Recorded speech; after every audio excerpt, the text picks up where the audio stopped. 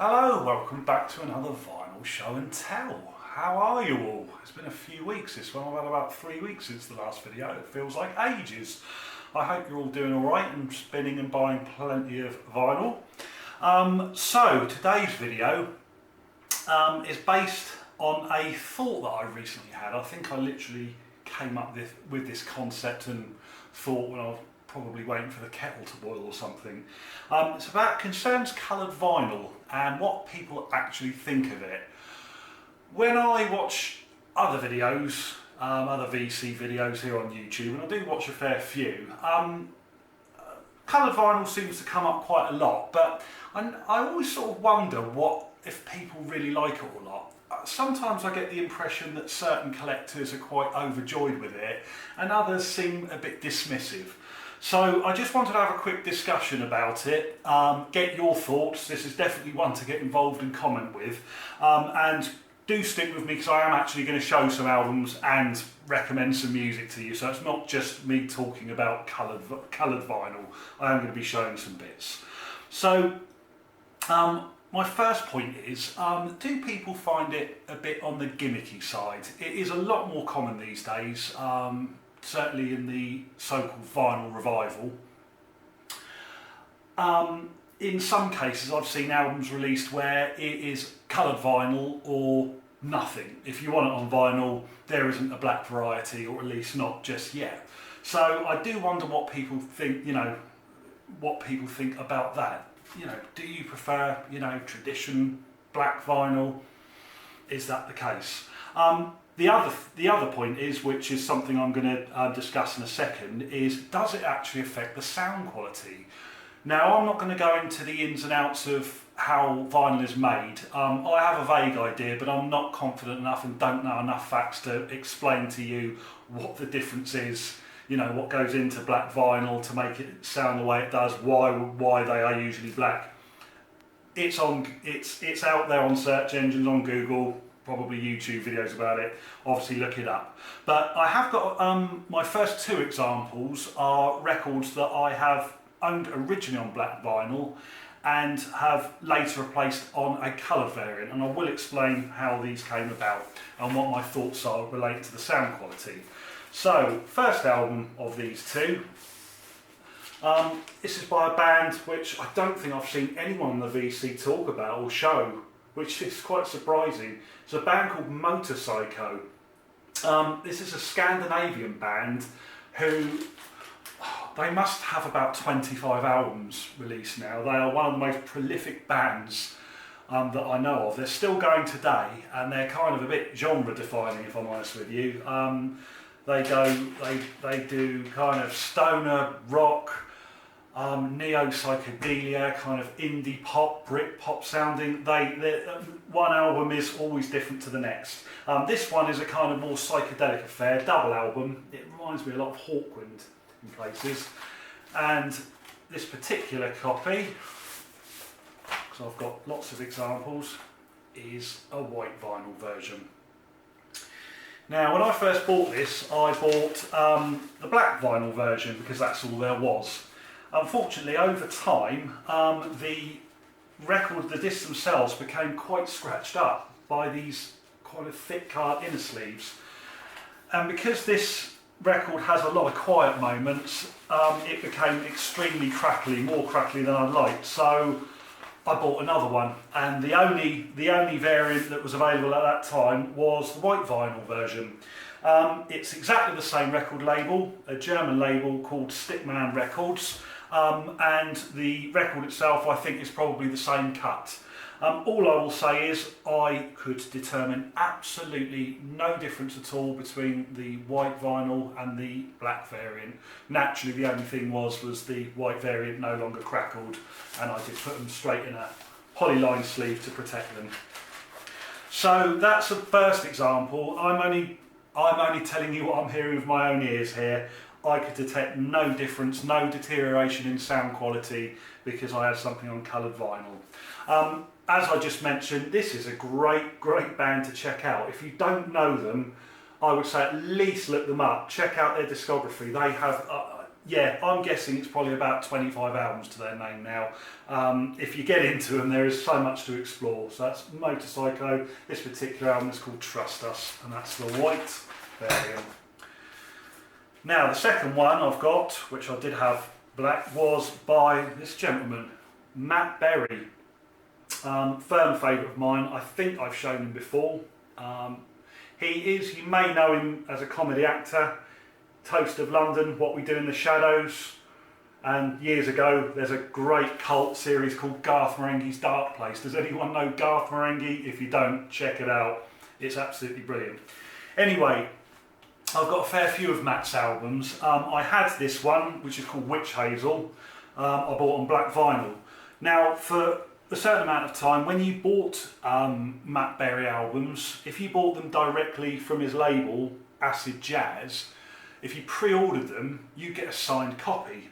And I remember kind of being a bit gutted about this one, because when I bought it, it had already been out a while, and it was the only one I didn't have signed at the time. Anyway, I happened to mention this to my good friend Carl, who also likes Matt Berry's music, and he managed to get me a later issue and get it personally signed from the label, and he gave it to me as a birthday gift. Great amount of effort, fantastic. So if you look, yeah, personally signed. And this particular one, this is a later issue, same label as before as the black variant. And this is on a glorious translucent yellow vinyl. Once again, I was very familiar with the black vinyl version, which I did pass on to my mate Carl as a thank you. I can detect no audible difference between the two. It's a great sounding record anyway, but there is no deterioration in sound quality between the black and the yellow variant. This particular album, this is my favourite by Matt. It is what you call acid folk, which I know he is a big fan of. It kind of goes into psychedelic and prog territories, which I'm sure you've guessed by now is right up my alley and ticking boxes. It is a fantastic record. Witch Hazel by Matt Berry. I think it's still in print. It might be on a different colour now. I think there's a brown variant that came out. So this and all of his records, if you can get hold of them, definitely one to check out. So just to summarise before I continue on the rest of the albums to show, it is of my opinion that coloured vinyl possibly isn't. Come on, get my words out. Isn't actually an influence on the sound quality. As I say, I do not know the science behind it. I don't think there's a right or wrong answer. I'm only going by what I've heard, and that's the end of it. So yeah, again, pop your answers in the comments. Let me know your thoughts on this one. No right or wrong. That's it. But anyway, just a few other album recommendations now that are all in different colours. So first off, we have got a band from the late 60s called the Nas. This is their second album called Nas. Our main songwriter and main man is Todd Rundgren.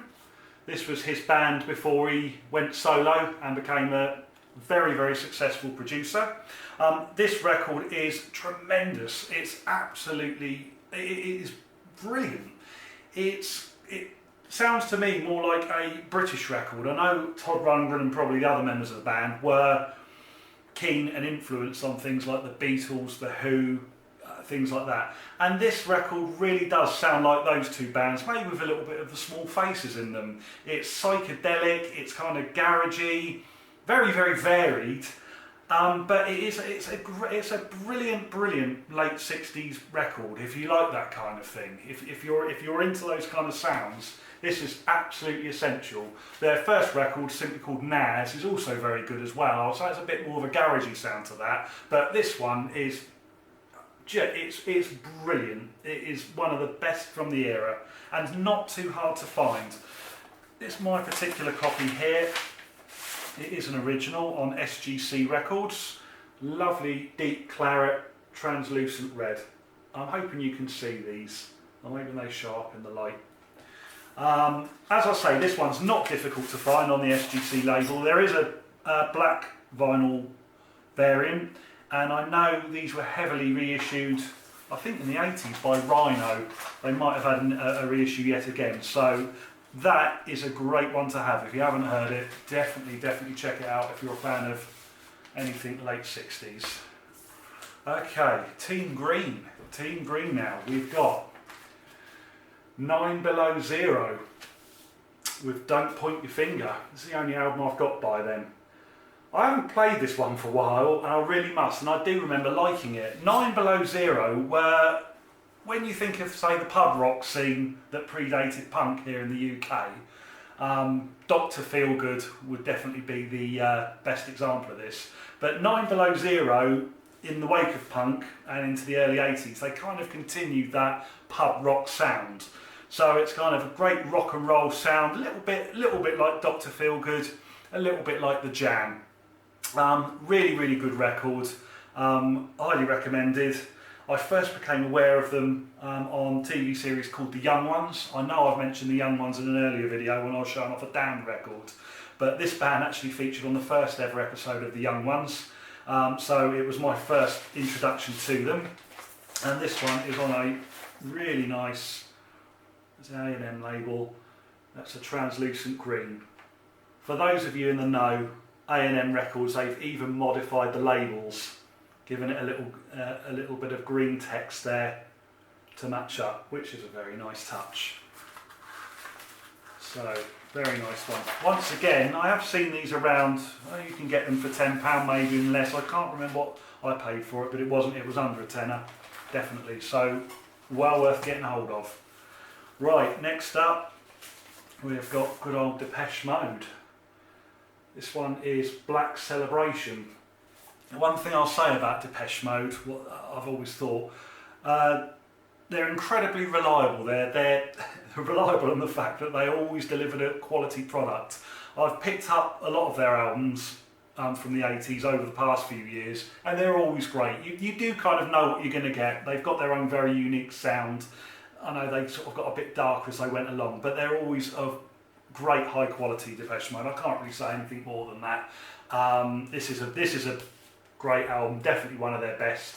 I think the only down point with Depeche Mode is that none of their albums come close to their best one, which to me is Violator, which is one of my best albums of all time. Unfortunately, none of them they're all great, but none of them reach that level, which to me is a masterpiece. But hey ho, that's just my opinion. So this one is a German pressing, original 1986, and it is grey. Kind of like a battleship grey, I would call this. Much like the sky in the UK is most of the time. Certainly today, it's not very nice out there. It's a drab old day. But yeah, it sounds great. Direct metal mastering, that one, which I did watch a video about direct metal mastering. It's a technique they used in the 80s, but yeah, great stuff. Right, okay, this was an absolute last minute addition. I grabbed it, I forgot this one. This is a band called Magic Hour. No Excess is Absurd. I haven't played this one for a while. Now that I've dug it out, I probably will do. I will spin it in the week or next weekend. It was a complete blind buy to me at the time. It is what I would describe as complete shoegaze. It's really distorted guitars. If you think along the lines of maybe sort of My Bloody Valentine, not quite as good as My Bloody Valentine, but still very good indeed. Really like lots and lots of feedback, kind of droney songs, very much of its time. 1994, I would say that's kind of, the height of the kind of shoegaze era. But again, I've not seen anyone else mention this one at all, which is a bit of a shame because it's a great record. And this particular one is on dark purple wax. That's lovely, that is. As I say, at the time, this was at a record fair a good few years ago, and it's a complete blind buy. Didn't know anything about it, and I'm glad I picked it up. Sometimes you've got to take the gamble on these things, haven't you? And this one, yeah, definitely paid off. Okay, in the orange corner we have got King Gizzard and the Lizard Wizard. Still got the shrink wrap on this, so I'm hoping there's not too much glare off that light, but there we go. This one is Gumboot Soup. I don't think anyone can really keep up with the back catalogue of King Gizzard. I mean, they're probably the most prolific band I've ever known. At one stage they released 5 albums in 1 year. I can't think of any other artist that did that, as, you know, or has ever done that, especially in this day and age. Most artists you're lucky to get sort of 1 every 3 years, if that. This particular record came after a series of other albums that they released before, and I think it's kind of assortment of things that didn't make it on the earlier albums. So we've actually got quite a variety of kind of psychedelia, indie pop, stoner rock. It really is a mixed bag, and I really like it. I don't think it's regarded as one of their better ones on the whole, but because it's so varied, I think it's great. And as I say, this one is glorious orange, slightly translucent, very, very nice indeed. So I haven't got many of King Gizzard, and I must get more. As I say, there's just so many of them. So yeah, something to check out over the years. Here we've got a band called Goat. The only one I've got by them, their debut album called World Music. I'll get this one out. Now I don't know if you can see, you will see now, it's got this really amazing die cut sleeve. Very, very fragile indeed. I mean, if this had come up in the 70s, I would imagine it would be absolutely wrecked. Even when I bought this now, I could spot little signs of wear on it. Yeah, you've just got to be so careful. This is a very unique sounding band. Again, hark back to psychedelia. Lots of kind of drones and droning stuff, chanting, real sort of tribal rhythms. The drones are sort of provided by a harmonium most of the way. It's really great sounding, really, really great sounding. I think the band themselves, I don't know if there's a picture of them anywhere, no. Well, I have seen pictures of them on stage. I think they wear kind of loads of headgear. I remember when I purchased this, the chap in the shop, which I think was Reckless Records in Soho, London, said that you've got to kind of try and see them live at some point. Anyway, this particular one is a Splatter. Now these seem to be getting much more common these days. I do see a lot of Splatter vinyls, and yeah, they're quite nice. It sounds fine. There's no audio problems whatsoever. So yeah, quite nice to have. And last, I've saved the best till last. I consider this the best one. This record is unbelievable. Right, this band called Fresh Blueberry Pancake. This is from 1970. So I'll just give you a bit of background. This album was a private pressing from 1970. I think less than 100 copies were made. An original, beyond rare, thousands of pounds, that kind of thing. This is a reissue from, I want to say, I must have bought this around 2005, I think. I bought it from a mail order company website called the Freak Emporium. Did anyone remember the Freak Emporium? Let me know if you do. But I only bought it because I kind of liked the name, and they sort of, you know, described them all. And it looks like it's actually been given a new sleeve, because the originals, I don't think they had a sort of, you know, it was just a cardboard sleeve. So bizarre sleeve. So if you look closely, Fresh Blueberry Pancake has escaped from the diner, and there he is, walking off into the sunshine. I mean, why not? This particular reissue, which is on Shaddocks, has now been deemed as unofficial. If you look at Discogs, they now call it unofficial. For years, I always thought Shaddocks were official. It's certainly great sound and a good pressing, but there we go. It has been reissued since, and I can't remember the name of the label, so there are copies out there on Discogs, but they're selling out fast. This record is so good. It's an early 70s hard rock power trio. It sounds to me like a complete sort of live in the studio recording. I can't detect any overdubs. If you're ever sick and tired of hearing the terms fuzz guitar monster about these things. This is actually one of those things. It is unbelievably good. It's the guitar sound is so heavy, and it is just fantastic throughout. The drummer has kind of almost got a kind of swing feel to it. It reminds me a little bit, I don't know if anyone's ever heard the band May Blitz. They had albums on Vertigo. They're very, very good, I know, very popular, and it sounds a bit like that, only heavier. It's an absolutely fantastic record. If you like hard rock from the early 70s or prog rock, you've got to try and get this album. But yeah, what colour do you reckon this will be? Blue, of course.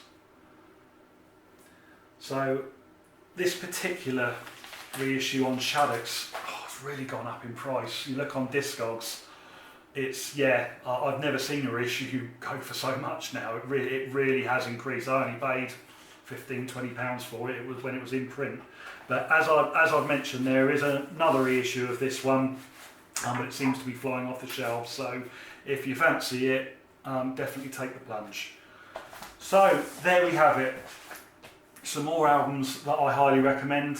As I said earlier, this is very much a video where I'd love people to comment, even if you don't like coloured vinyl. Comment. I genuinely want to hear your opinions. If you think it's a gimmick, if you just don't like it and think it's breaking tradition, if you think they sound rubbish, pop it in the comments. I am genuinely intrigued to know what people think about it. I think you probably guessed my opinion is I quite like it. I can't detect any kind of deterioration in sound. I do like sort of occasionally pulling out a coloured wax for a change. You know, it's lovely. The black vinyl looks lovely. We all like to see our records spinning on the deck, but occasionally it almost feels like it's nice to have a change. Maybe it is a bit of a gimmick of the vinyl revival, you know, what the kids want and things like that, but hey-ho. It's not harming anyone, is it? I should add, when it comes to picture discs, that's a totally different ball game. Picture discs, as far as I'm concerned, no way. I've had a couple of them, they sound awful. The coloured vinyl is not the same as a picture disc, and I've had two, and I will never ever have them again. So anyway, that's all from me. So yeah, love to hear from you, and yeah, I will see you in another video soon. Take care.